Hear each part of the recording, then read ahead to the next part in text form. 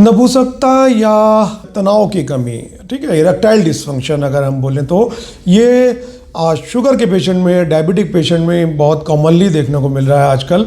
और इसका जो सबसे बड़ा कारण ये होता है कि पेशेंट की शुगर कंट्रोल में नहीं होती है, यानी कि जो अपने खान पान इस तरीके का होता है उनका, डायबिटीज़ वालों का, या फिर उनका लाइफस्टाइल ऐसा होता है, यानी कि मेहनत वगैरह कुछ करते नहीं, जिम एक्सरसाइज कुछ होती नहीं और शुगर वो कंट्रोल नहीं कर पाते हैं, तो उस कारण से उनको इरेक्टाइल डिसफंक्शन या नपुंसकता या तनाव की कमी की प्रॉब्लम बहुत कॉमनली आजकल देखने को मिल रही है। खासकर मेरे पास जो पेशेंट आ रहे हैं, मैं सिर्फ उन्हीं की फीडबैक की बात कर रहा हूँ, ठीक है। बाकी कितनी कॉमन है वो सब स्टडीज़ में, इसके लिए अलग से पूरा स्टडीज़ हैं कि ये इरेक्टाइल डिसफंक्शन और डायबिटीज़ के ऊपर, ठीक है।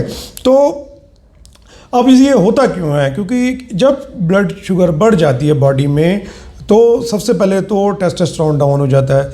शुगर बढ़ेगी, टेस्टोस्टेरोन आपका डाउन होगा, जो मेन आपका सेक्स हार्मोन है वो कहीं ना कहीं वो भी अफेक्ट होता है, उसका लेवल नीचे गिर जाता है, ठीक है। दूसरा, जब शुगर बढ़ेगी तो जो आपकी धमनियां हैं जिसमें खून बहता है, ब्लड वेसल्स यानी कि खून की धमनियां जो जिसमें खून बहता है, ऐसी लिंग की धमनियां हैं जो अगर वहाँ पे खून भरता है तो आपका इरेक्शन आता है। अब वो धमनियां शुगर के कारण कुछ हद तक सिकुड़ जाती हैं। अब जब शुगर उनकी अंदर ज़्यादा हो जाएगी ब्लड वेसल्स में, कहीं की भी हो, वो चाहे हार्ट की हो, चाहे आपके माइंड की हो, दिमाग की, या आपकी जो पेनिस की ब्लड फ्लो है, जहाँ जो खून की सप्लाई जो लिंग में जा रही है, जिसके कारण जब आपको इरेक्शन आता है तो वो सप्लाई कम हो जाती है, क्योंकि वहाँ की नसें थोड़ी सिकुड़ जाती हैं। सिकुड़ने का मतलब वो अंदर से थोड़ी पतली हो जाती हैं, वहाँ पे शुगर अंदर डैमेज कर देता है उन नसों को, ठीक है। और ये डैमेज डबल हो जाता है अगर साथ में बीपी हो या कोलेस्ट्रॉल बढ़ा हुआ हो, लिपिड जिसे कहते हैं फैट, वो बढ़ा हुआ हो आपका, यानी कि पेशेंट मोटा हो और अगर उसको बीपी की समस्या है तो ये फिर 1 और 1 11 हो जाते हैं ये समस्या मिलके, तो पेशेंट को फिर बहुत जल्दी इरेक्टाइल डिसफंक्शन देखने को मिल जाता है। तो इससे बचने के लिए सबसे पहले तो आपको शुगर कंट्रोल करना पड़ती है अपने डॉक्टर से मिलके, ठीक है।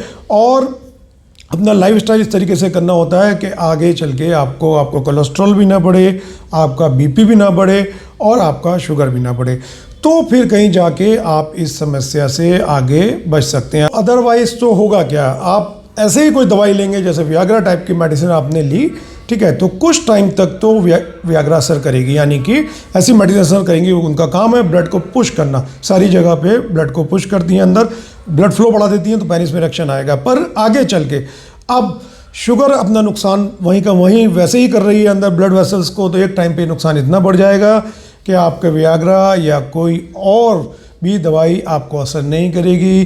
फिर अल्टीमेटली फिर सर्जरी की नौबत आ जाती है, जिसे पेनाइल इम्प्लांट कहते हैं या आर्टिफिशियल पेनिस कहते हैं, उस तक की नौबत आ जाती है, फिर कोई दवाई असर नहीं करती है।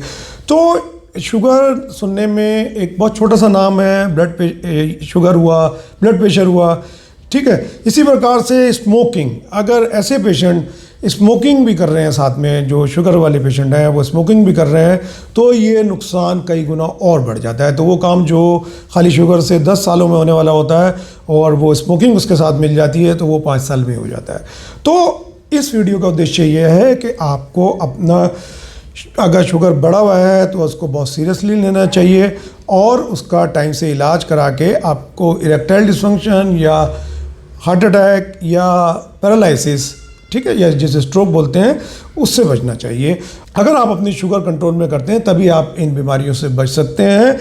और कोई भी दवाई, चाहे वो सेक्सुअल समस्या के आप लिए ले रहे हो, वो तभी जब काम करेगी जब आप अपनी ब्लड शुगर कंट्रोल में करेंगे through diet and healthy lifestyle. जय हिंद।